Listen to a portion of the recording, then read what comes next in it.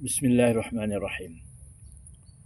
Mengapa Datuk Seri Anwar Ibrahim kita lihat beliau sebagai seorang yang terlalu sabar.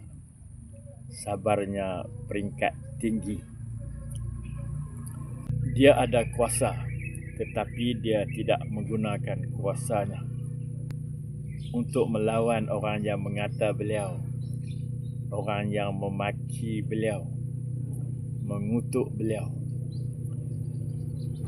Kata maki bukan kata yang sikit-sikit, kata-kata yang sangat teruk, yang tidak boleh difikir oleh kita, cerca dan macam-macam lah. Saya ingin cerita sikit ketika Datuk Seri Anwar Ibrahim di penjara tahun 1974, di penjara ISA Kemunting, dan dibebaskan pada tahun 1977. Selepas dibebaskan, beliau terus memikul tanggungjawabnya sebagai Presiden ABIM, berdakwah untuk memahamkan Islam yang syumul kepada masyarakat di Malaysia ini. Kami pelajar-pelajar pada masa itu selalu buat kursus perkadiran dan kerap juga memanggil beliau bagi satu slot untuk beliau nasihat kepada kami. Di antara yang saya masih ingat, beliau selalu menceritakan tentang perlunya da'i, pendakwah, orang yang berjuang Islam, berjuang menegakkan keadilan. Perlunya mereka bersabar, kerana orang-orang yang berdakwah ini akan diuji. Allah akan meningkatkan keimanan seseorang itu dengan ujian-ujian kepada para pendakwah. Orang-orang yang tidak suka kepada dakwah ini akan mencaci, akan mencercah, mengutuk, dan ada kalanya sampai peringkat memenjara, dan yang kemuncaknya membunuh. Itu ujian-ujian yang akan diterima. Di antara celaan-celaan ini ialah mereka fitnah, mengatakan pendakwah ini berzina dan terlibat dalam hubungan seks dan macam-macam lagi. Maka beliau pun menceritakanlah bagaimana cabaran yang dihadapi oleh Hasan Al-Banna, pemimpin Ikhwan Muslimin, Syed Qutb, Abu Ala Al-Maududi, Malcolm X di Amerika, dan banyak lagi lah tokoh-tokoh perjuangan Islam yang berdakwah, yang menerangkan Islam yang sebenar, ditangkap, dibunuh. Kemudian beliau menceritakan kisah Nabi kita Muhammad sallallahu alaihi wasallam berdakwah di Taif, untuk menceritakan bagaimana kesabaran Nabi yang tinggi, supaya pendakwah-pendakwah ini banyak bersabar. Beliau menceritakan bagaimana Nabi Muhammad sallallahu alaihi wasallam berdakwah di Taif, ditemani oleh sahabat baginda Zaid bin Harithah. Orang-orang Taif menyuruh kanak-kanak membaling batu kepada Nabi dan juga Zaid, sambil mengejek dan mentertawakan. Kita boleh tahulah budak-budak kan, mereka bukan faham. Apabila orang tua suruh, mereka buatlah, seronok dengan keadaan gembira. Sehingga Nabi luka merangkak, berjalan tu merangkak. Kerana apa? Kerana luka yang teruk berdarah di kaki. Sahabat Zaid bin Harisah radhiyallahu anhu pula luka di kepala. Sehinggalah mereka dapat lari daripada kumpulan budak-budak itu. Mereka singgah di sebuah kebun kurma, berehat di situ sebentar.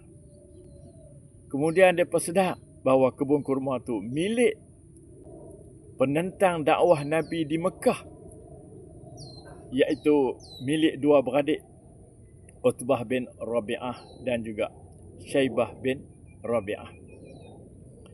Jadi Nabi pun nak bergerak keluar. Pada ketika itu Utbah dan Syaibah ni ada, tapi mereka tak mengacau Nabi pada masa itu. Mereka suruh hamba mereka beri buah anggur untuk Nabi kita makan.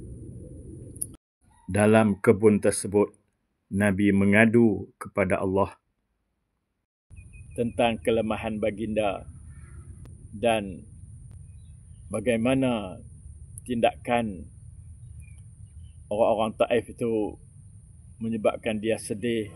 Apabila Nabi keluar daripada kebun itu, Malaikat Jibril dan Malaikat penjaga bukit datang. Malaikat Jibril kata, "Ya Rasulullah, Allah mendengar pengaduanmu.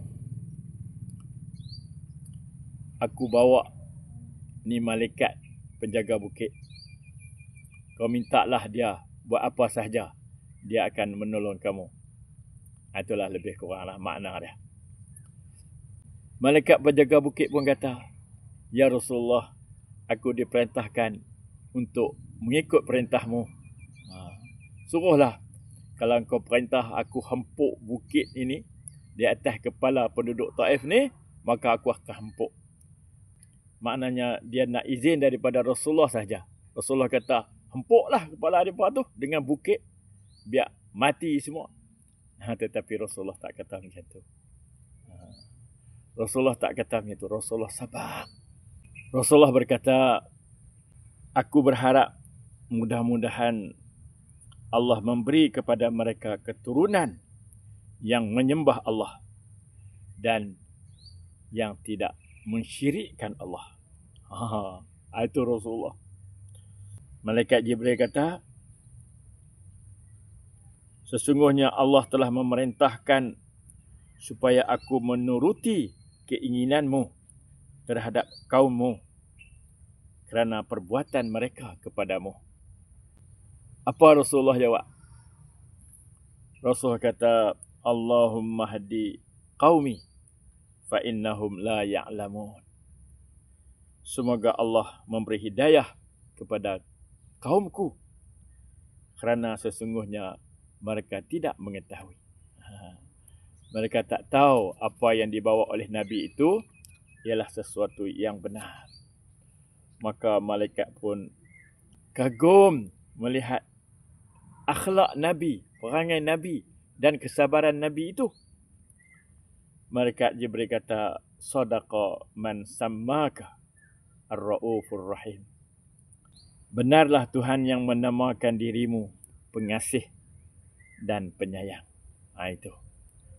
Malaikat penjaga bukit pun kata macam tu.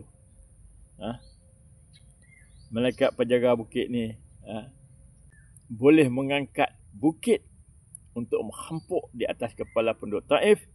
Tetapi Rasulullah kata, "Allahumma hadi qaumi fa innahum la ya'lamun." Semoga Allah memberi petunjuk kepada kaumku, sesungguhnya mereka tidak mengetahui. Ini ajaib tuan-tuan. Ajaib. Kesabaran yang ditunjuk oleh Rasulullah SAW.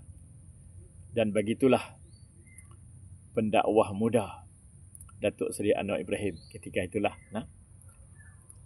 Dia mengajak kami tentang sabar meniti perjuangan ini, dan beliau telah tunjuk dia adalah seorang yang sabar meniti perjuangannya.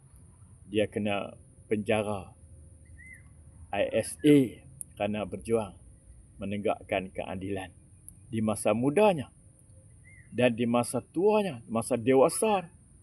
Dia juga dipenjara kerana fitnah, dan bukan sahaja dipenjara tetapi dicela. Tak tahulah, nak habaq kita tak tahulah dalam lokap tu macam mana yang dia buat terhadap dia. Dia sabar, dan sekarang dia jadi Perdana Menteri.